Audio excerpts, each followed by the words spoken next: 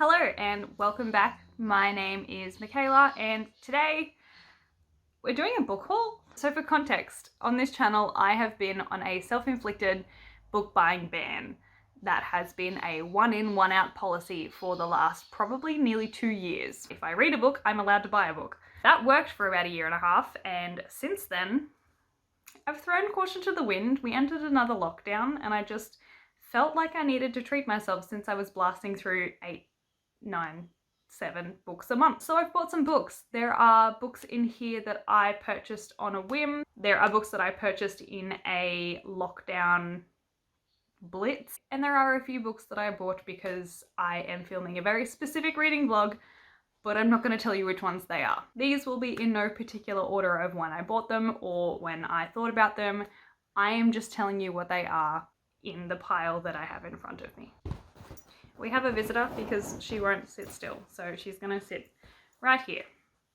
Probably the whole time. Yes. Yes, you were. Yes. Okay. I'm also going to preface this by I actually don't know the synopsis of quite a few of these. However, I will do my best to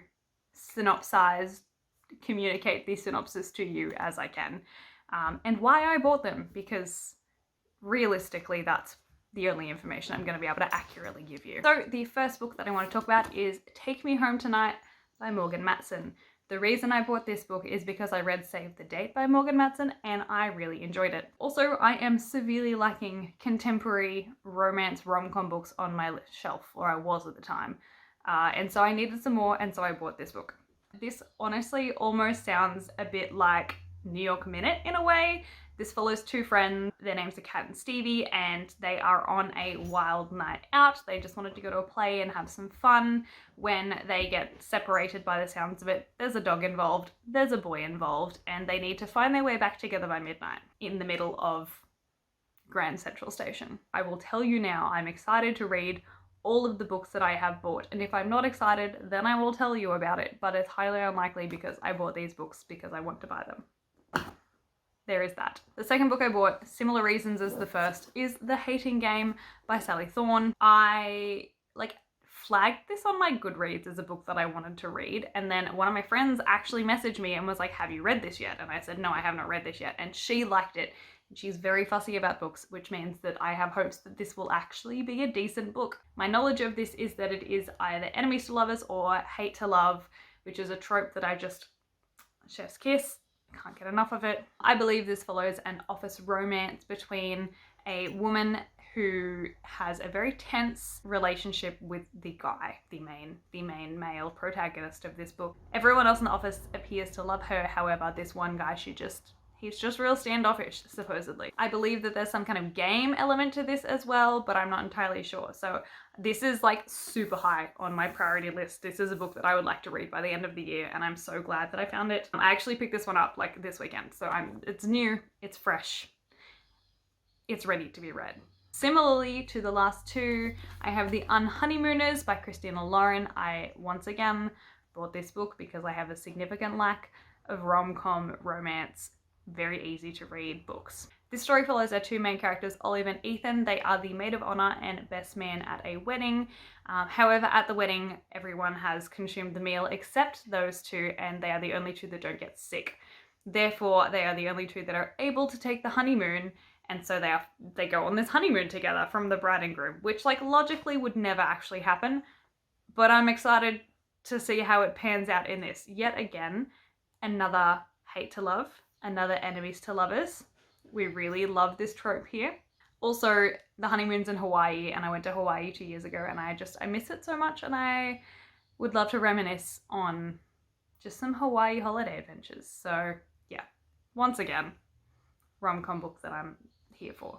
The next one was a semi-impulse purchase, sort of not impulse purchase, didn't really need to buy it, but I have anyway. And it is The Seven Husbands of Evelyn Hugo by Taylor Jenkins Reid.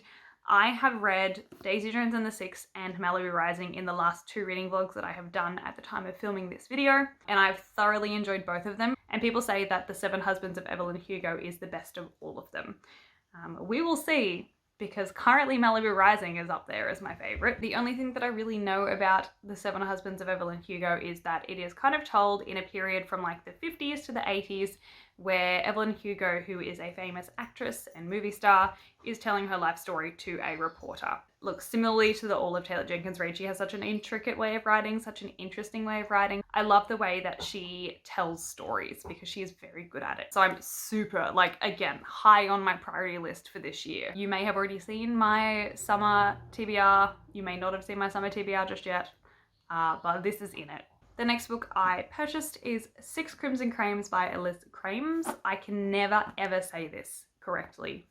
Six Crimson Cranes by Elizabeth Lim. Again, I don't know a whole lot about the synopsis of this book aside from what's on the back. However, we are following our main character. I'm gonna butcher this.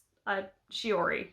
Her name is Shiori. In this world, there is an element of magic, so this is a fantasy book as far as I can tell. This story follows our main character Shiori. At the start of this book, she is betrothed and she is about to go into a wedding. However, it sounds as though her powers or her magic flares, something happens and the wedding is postponed. However, this does flag the interest of her stepmother, who is a sorceress. From this, her stepmother turns her brothers into cranes and Shiori must go on a quest to turn them back into people. And the twist is that she can't tell anyone about it, otherwise her brothers will die. First of all, is this cover not the most beautiful thing that you have ever seen? There is beautiful foiling. The color scheme is gorgeous. The font is amazing. There are no words for how beautiful I find this cover. And I'm mad about it because my bird decided to take a chunk out of the top little corner. This was an unintentional purchase and I bought it because I left the house for like the end of lockdown. I was so excited. I went to the shops and I couldn't find any of the books that I wanted to buy, and this was there and I bought it, and it was expensive. Do I regret it? A little bit. But am I still going to read it? Absolutely. I'm so ready to read this. And at the same time as buying Six Crimson Cranes in a flurry because I was stressed and I didn't have the books that I wanted to read, I bought These Violent Delights by Chloe Gong. This is a book talk fave. This is a booktube fave. Everyone loves These Violent Delights. There is mixed reviews between people on booktube and book talk, so I don't know. I'm skeptical about it. However, I have also seen Chloe Gong on TikTok, and I think that she's like a cool person, so I decided to buy her book and support her. As far as I know, These Violent Delights is a Romeo and Juliet retelling, following our two main characters, Juliet and Roma. I genuinely know nothing else about this aside from the fact that I think that it's a bit brutal and a bit spicy, so like, I'm ready. Again, topping the TBR, but we might have to make way for some other things because I don't know what my TBR for the end of this year is gonna look like. I didn't mean to buy all these books. Yet here we are. I've got 3 weeks off at Christmas time, so like I'll be reading a lot in that time. And now I have books to do that with. These Violent Delights, Chloe Gong. I went on a tangent, but here I bought this book. The next book I actually picked up quite some time ago, and I bought it because it was $4, and it is The Mask Falling by Samantha Shannon. Have I read The Bone Season? No. Have I read The Mime Order? Also no. I also don't own the song Rising, but I bought The Mask Falling because it was $4. As far as I know, The Bone Season is a world. It is post-apocalyptic in a way, a bit dystopian, and we follow our main character as she has to kind of infiltrate a gang, like an underground gang of some type. Again, know nothing about this plot. Own 3 of the books in the series, and they're not even all of the first 3. However, I am a sucker for continuity in print and publishing. And so I figured I would buy this before it turns into a teeny tiny book because I have the big versions of the first 2. And I need to track down a big version of the 3rd one. And I really hope I like the series because otherwise I have 3 books that I will be unhauling. We're getting there very slowly. The next book that I picked up is Dry by Neal Shusterman and Jarrod Shusterman. I assume that's his son. Neal Shusterman wrote the Scythe trilogy. If you haven't read that, it is also fantastic. But Dry is a kind of like a dystopian, I want to say. It's like an alternate reality kind of thing. Realism? Fiction? I don't know what genre this is. This is set in a world where the rain has stopped and so everything is dry and there's this massive drought. They call it the tap out, which I think is a hilarious pun for something that is very tragic. We follow in this book our main character Alyssa as she and a group of people go on this quest to find water.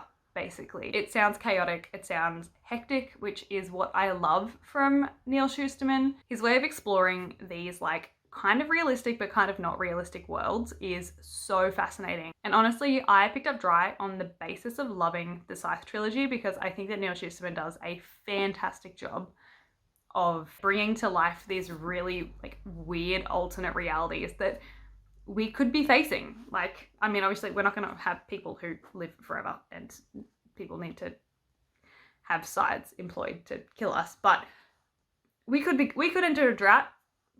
Who knows? It could happen. We're nearly there, but yeah, picked up Dry. We only have 4 books left to talk about.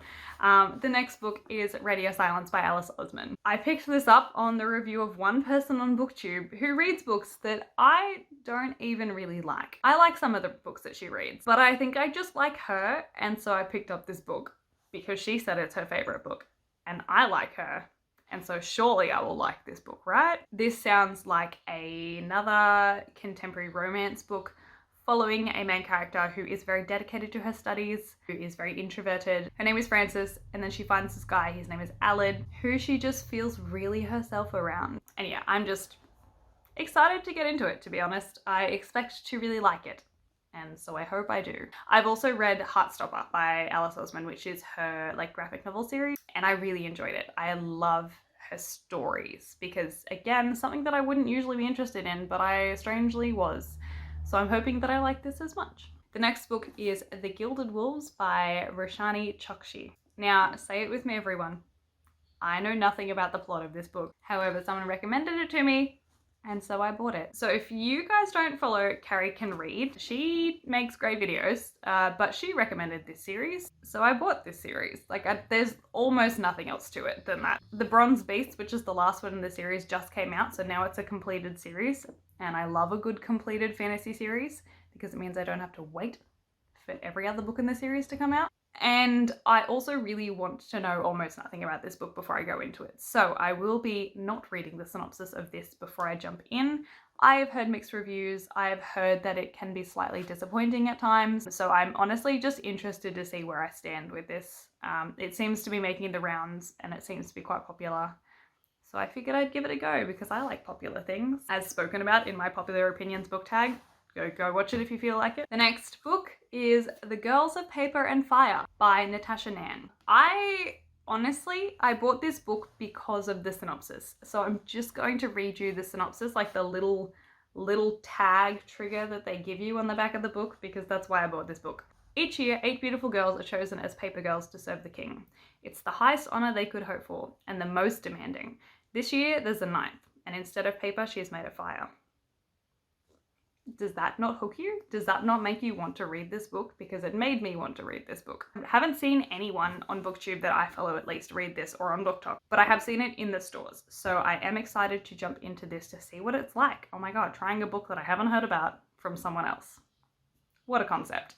And the last book that I want to talk about, finally, in this book haul, is Ace of Spades by Faridah Abike-Iyimide. What I know of this book, basically it follows our 2 main characters. They are both people of colour, and it is set in a private school where money paves the hallways, is what it says on the back, which basically means that it's Gossip Girl, and give me all of the Gossip Girl type books. I love a good book about rich people, and I love to follow people who have this rich lifestyle. This also apparently is a thriller, so that just adds a whole nother twist of things that I'm thoroughly keen to jump into. Everyone loves this. This is another one that is like BookTube, BookTok, everyone loves this kind of thing. So yeah, pretty stoked to jump into this one. I bought this one in my lockdown blitz, the first of the 2 lockdown blitzes that I did. I bought this book because there was 2. There was not just one incident, there was 2, and that's why we have so many books here today. But that is all. That is all of the books that I have acquired over the last, I want to say 3 months, if that. Let me know if you guys have read any of these books, because clearly I know nothing about them, and I would love to hear your thoughts on any of them. My TBR is just like screaming at me from the distance. I've worked so hard for the last 2 years to try to reduce my physical TBR, and I've just obliterated it out of the water. It's gone. My physical TBR is back to what it used to be. Is there anything wrong with that? I think not. I read enough books now for it to be okay, right?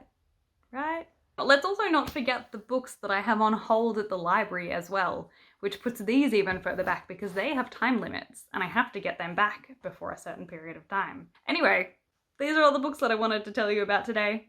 Thank you for watching, if you made it this far. I post videos every Wednesday, sometimes Sundays. If you enjoyed, subscribe, like, all that jazz if you feel like. But yeah, so thanks for watching. I hope you enjoyed. I hope you're having a great day, and I'll see you guys next time.